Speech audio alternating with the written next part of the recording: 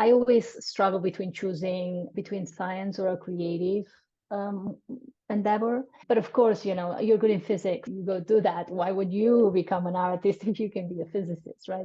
And so when I was doing the PhD, I missed that side of myself.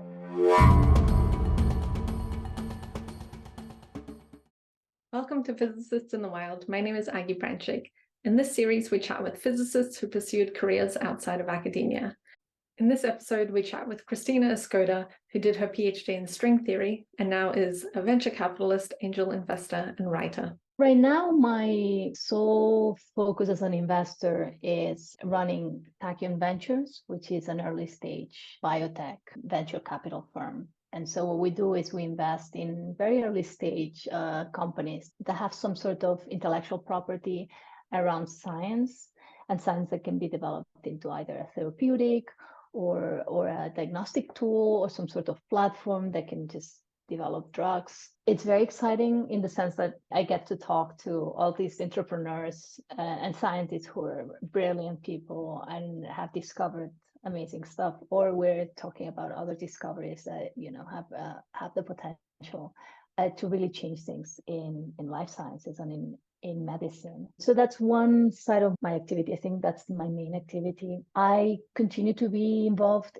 as an angel investor in some, I call it deep tech, a company that was developing some sort of general AI in Spain. I made an investment.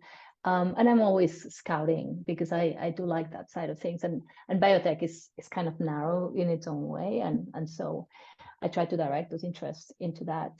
Could you say a little bit about what's the difference between an angel investor and a venture capitalist? Of course, yeah. So venture capitalist is a lot more institutionalized and structured.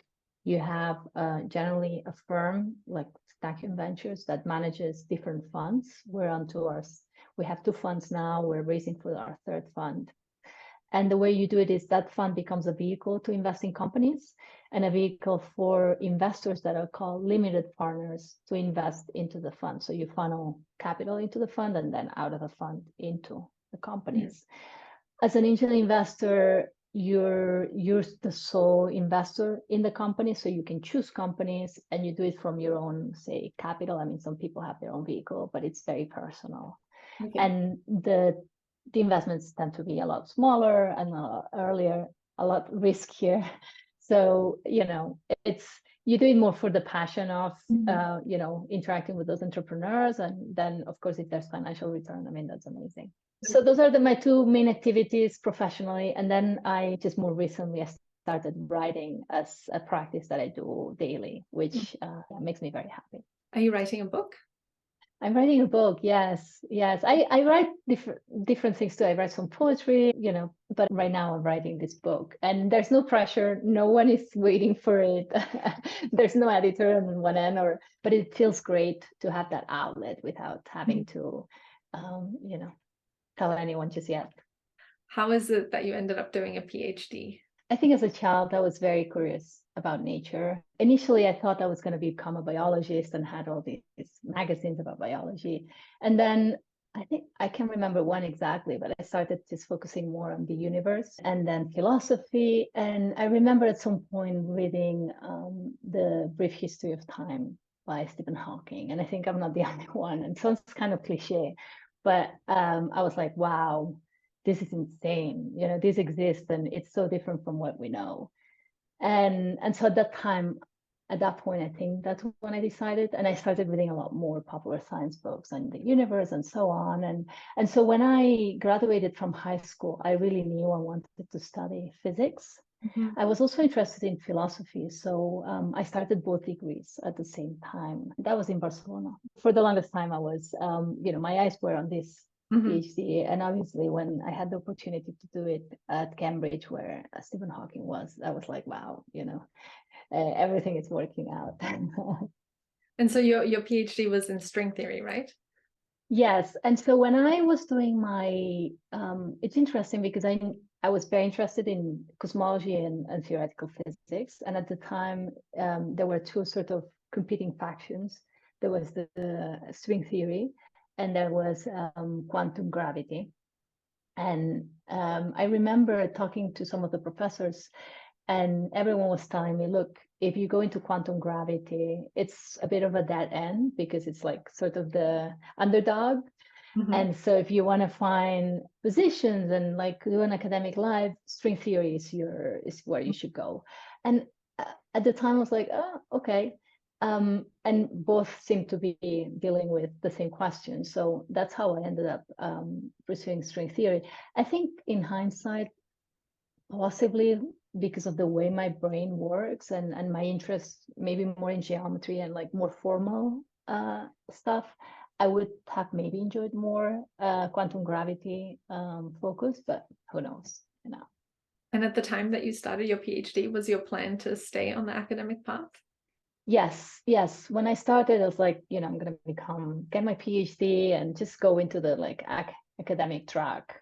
But very quickly, I just realized that probably was not for me. As much as my curiosity was still there, the day-to-day life of an academic or an academic in string theory was not something that I found that fulfilling. I found it a little narrow. I think I realized that my brain was more in tune with a polymath approach to life rather than a very focused specialist path. And so I just couldn't see myself in others. Like I couldn't see role models. I always struggle between choosing between science or a creative endeavor. And so, you know, I always wrote, I always drew. But of course, you know, you're good in physics. That's where, you know, it's like, yeah, you go do that. Why would you become an artist if you can be a physicist, right? And so when I was doing the PhD, I was like, wow, I miss that side of myself. I really want to go into something creative. As soon as I finished my PhD, I ended up going into film school. In fact, I started film school before finishing my PhD. I have to say my supervisor was amazing. It's like, okay, you obviously want to try something else, go try it and then come back. And so I went to film school, then went back, finished my PhD. But then I was a filmmaker.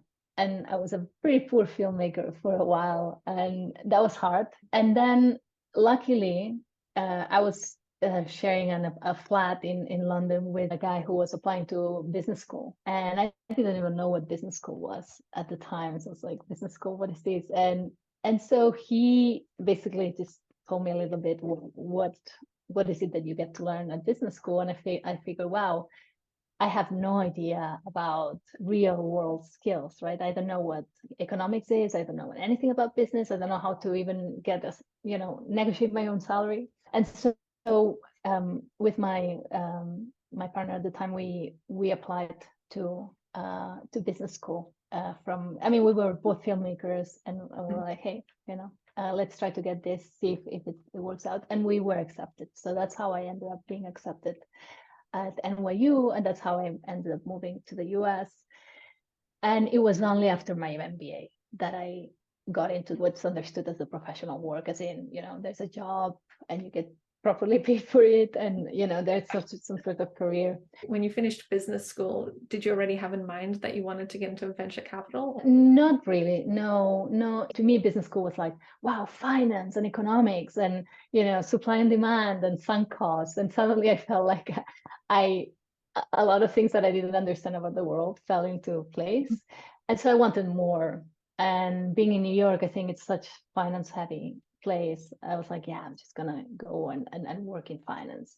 And so I ended up joining HSBC on the trading floor for their global markets. It didn't last long because I found the environment, soul crushing. I have good friends who are traders and have been for many years, and they're incredible people. But I think the environment was really harsh. But I have to say, I learned a lot. Mm-hmm. And so after a year, I moved into a hedge fund that's called Isha, which is, it was a completely different environment. It was finance, but it was like they take a lot of care about the people they hire. The environment is very supportive. Everyone is sharing, set of values. And so to me, that was really nice to see that there is a way to do finance that's a little bit more human and ethical and still very exciting. So I was there for a couple of years, but I think for me, what ended up happening as an investor in the markets was that it was intellectually challenging, but almost as a puzzle, like you're doing, a puzzle, but I didn't feel I was contributing as much to the world. And I think, my love for science kept coming back to me. And I was like, oh, maybe I can invest in science, that's like and so that idea of investing in science, that's how I left the hedge fund. And like as it happens, a friend was starting a startup in the life sciences space. So I was like, okay, well, maybe I can learn something here. And so I joined them as a chief data scientist for a bit. And then the idea around investing in science started to gel a little bit more. And eventually that's how we started Tachyon with the focus on biotech. What advice would you give to a PhD student who's interested in working in venture capital? I think they're very well positioned. In my experience, people are very welcoming of a PhD or a doctor in physics. It opens doors. People want to talk to you. People are interested in physics, in the universe, in atoms, and what have you. And so I think that's a great opening. Just don't be afraid of starting at the bottom, doing an internship, doing work for free. I mean, I'm not advocating for work for free, but what I've seen is if I see someone who proves themselves and delivers more than is expected, and by the way, the bar is pretty low these days, I think they have a very good chance of growing within a company. And, I mean, it's not a matter of intelligence or ability to understand things, right? Because a physicist will have that. It's really just having that drive and then making sure that they are delivering. That would have been the advice I would have given myself. Don't be afraid, just over deliver and things will work out. Is there anything else that you would like to tell PhD students? I think maybe generally what I do when someone young comes to me and they're like, career advice, what should I do? Should I study this or should I study that? Or can I take a gap year before I start? Like an 18-year-old will come to me and be like, can I take a gap year? It'll be too much, it'll be too late. And I'm like, no, of course not. But I think that lack of perspective where you think that things need to be super linear and they don't, and I think when you're young and you don't have that many responsibilities, or even you haven't, and you're not specialized on many things, just try stuff, right? And you can always jump. I mean, I've done many different things starting from scratch, and it's fine. People will have curiosity for someone who comes in from somewhere else. So yeah, I'd tell them to explore instead of just trying to be like, oh, in 20 years I want to be there, so I have to start from here now. That's great. Thank you so much, Cristina. I think your career has just been amazing. Thank you. Yeah, no, it's my pleasure. And I don't think I am now, but more like I strive to be, because I think it's like it's an animal that's very grounded and aware of the surroundings, reactive when it has to, but not like nervous or twitchy. And it represents wisdom and knowledge, right? And I think that those are things that I am always chasing